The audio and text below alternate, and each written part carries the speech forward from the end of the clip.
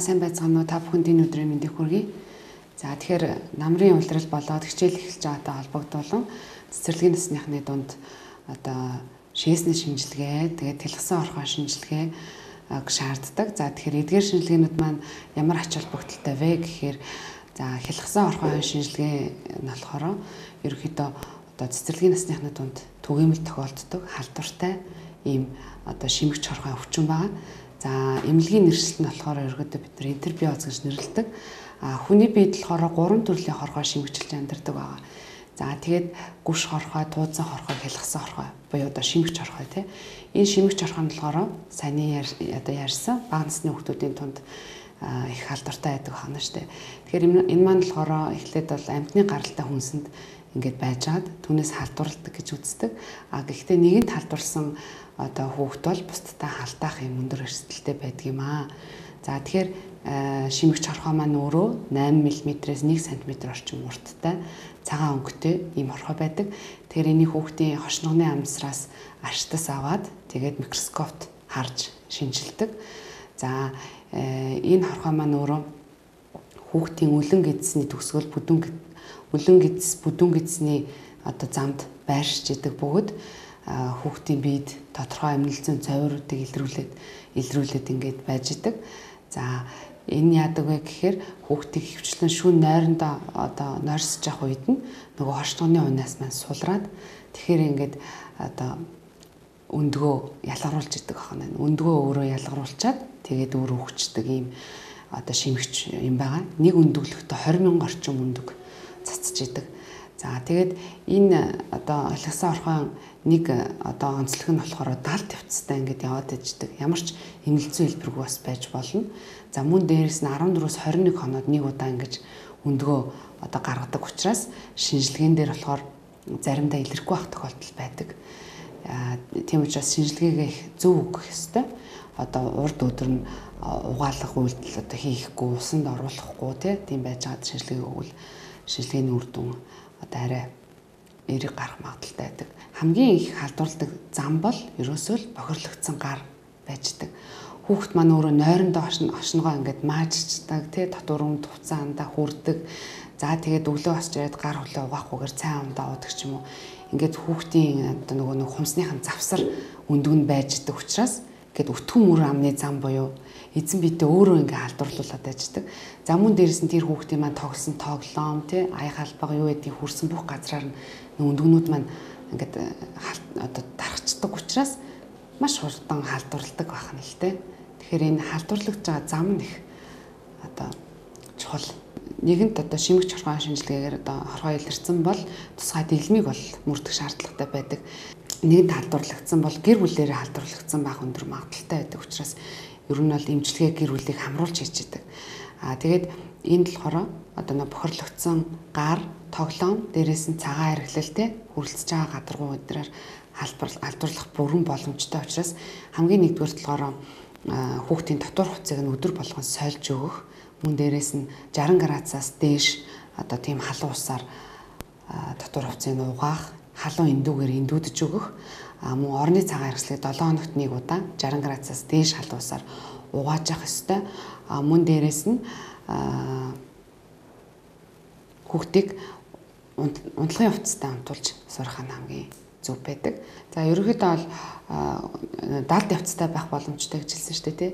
Тэгэхээр хүүхдэд ерөнхий орлогын шинж илэрч болно. Нойрондоо муудаж болно, тайван биш байж болно тий. Авчганаал гэдэг хүүхдүүд байждаг. Мөн дээрээс нь нэг хевлигээр үе бацлаад байна гэд аюулгүй орчмоо зааж өвдөж эмзэглэж идэг.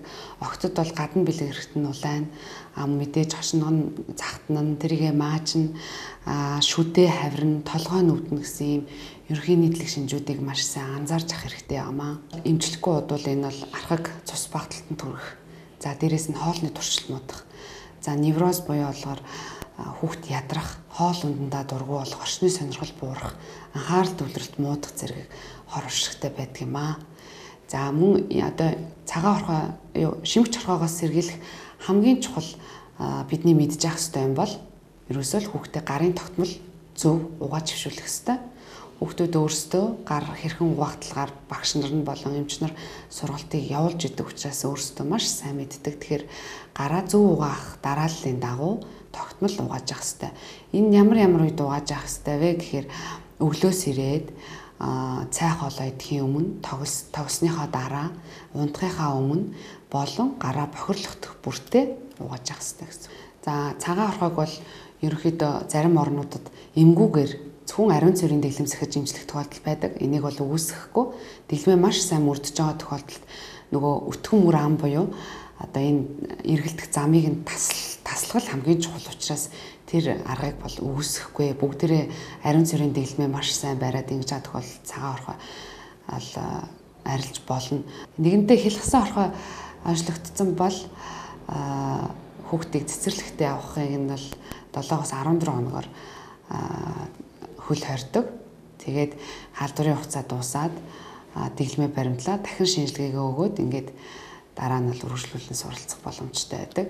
За ардын арга гэж бол ер нь бараг байхгүй.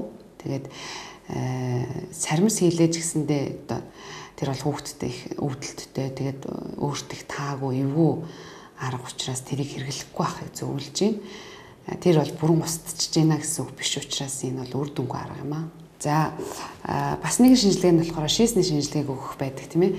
За тэгэхээр шээсний шинжилгээнд юу үздэг вэ гэхээр ерөнхийдөө бол шээсний ерөнхий шинжилгээгээр бид нар 22 үзүүлэлтийг үздэг байгаа. Үүнээс болохоор бид нар голчилж одоо билирубин буюу одоо ЖП нэмэх хасах гэд бичиж өгöd байдаг шүү дээ тий. Тэгэхээр билирубиныг л үзэх гэж шээсний шинжилгээг авдаг. Цэцэрлэгийн насныханд шээсний шинжилгээг үздэг. За энэ нь юу вэ гэхээр билирубин гэдэг нь болохоор ерөнхийдөө шууд билирубин гэж байдгийг. Шууд билирубин болохоор усан дуустдаг буюу одоо усан дуустдаг билирубин байдаг. Тэгэхээр энийг л үзгээд байгаа юм л да. Энэ болохоор элэг цусны замын эмхтэй холбоотой байдаг учраас ерөнхийдөө цус задрал болон цусны бүлэршилтэй холбоотойгоор энэ шинжилгээ эрг гардаг. За тэгэхээр энэгээр хамгийн нэгдүгürt нөгөө бид нар бохирын шар буюу А гепатит вирусын халдвар авсан үгүйг үзэх гээд энэ шинжилгээг бол одоо өгдөг байгаа.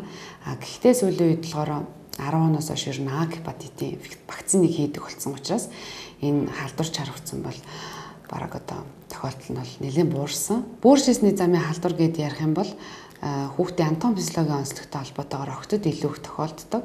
Охтын хөөрч эрхтний онцлогтой холбоотойгоор илүү тохиолддог.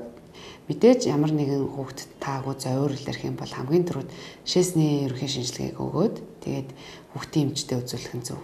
Бөөр шээсний замын эмгээг одоо бид нар нөгөө экцистит, уретрит гэдээ ярьдаг. Энэ болохоор ерөнхийдөө доороос даарснаас болсон хүүтэн бороо их орж байгаа энэ намрын уйлралд эсвэл хаврын уйлралд нойтонцснаар айгүйх сэтэрдэг. Энэс сэргийлэх юм гэвэл ерөөсөө л хүүхдээ доороос нь харуулж болохгүй. Ханиад томог бүрэн гүйцэд эдгийх ёстой. Чийг татдаггүй гутал өмсөх нь хамгийн түрүүнд хүүхдээ энэ одоо эмгэгээс сэргийлж байгаа арга хэмжээ юм аа. Хүүхдийн одоо шээсний замын халдвар авсан илэрхийлэх хамгийн энгийн шинж тэмдэг бол хүүхэд ойрхон шийх. За мөн дээрээс нь хөвлөдөө ор баазалж өвдөж ийн гэж хэлж завирлах. Мөн дээрээс нь халуурч гэж болно. Тэгээд энэ бүгдийг одоо илүү сайн наривчилж одоо онцлохын тулд одоо шээсний шинжилгээ болон бусад холбогдох шинжилгээнүүдийг өгөх шаардлагатай байдаг. Эцэгчүүдэд хандаж зөвлөж хэлэхэд болохоор та хүүхдээ цэцэрлэгт одоо хамруулах чаавал одоо дээрх шаардлагатай шинжилгээг нь цагт нь хамруулж аваарай гэж хүсье. Мөн цэцэрлэгтээ нөгөө дунд нь одоо завсардаад ханиад том хүрээд ч юм уу чөлөөтэй байх хугацаанд 7-оос дээш л хонсон бол энэ хоёр шинжилгээг өгөх нь их чухал байдгийн шүү гэж хэлмээр байна.